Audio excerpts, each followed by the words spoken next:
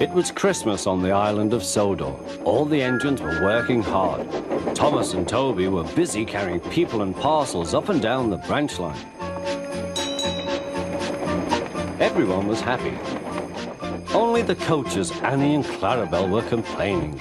It's always the same before Christmas, they groaned. We feel so full, we feel so full.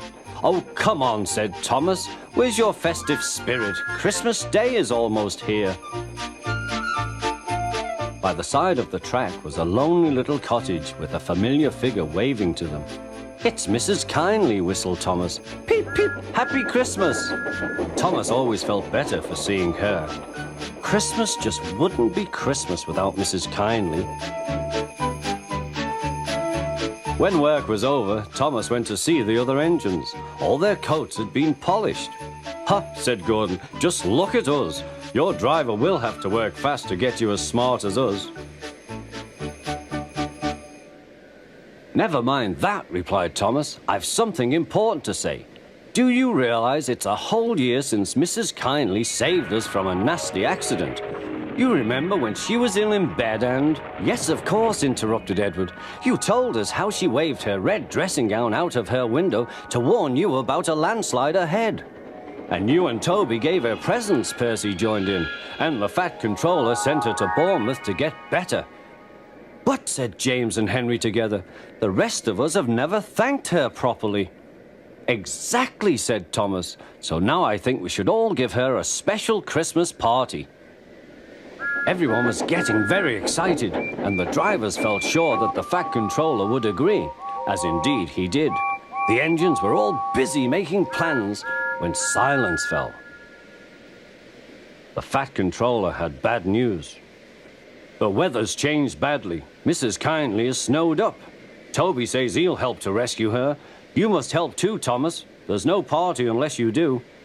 Thomas hated snow, but he said bravely, I'll try, sir. We must rescue her. We must. There's a good engine. You and Toby will manage splendidly. Thomas charged the snowdrifts fiercely. Sometimes he swept them aside. Sometimes they stuck fast, and the men had to loosen them.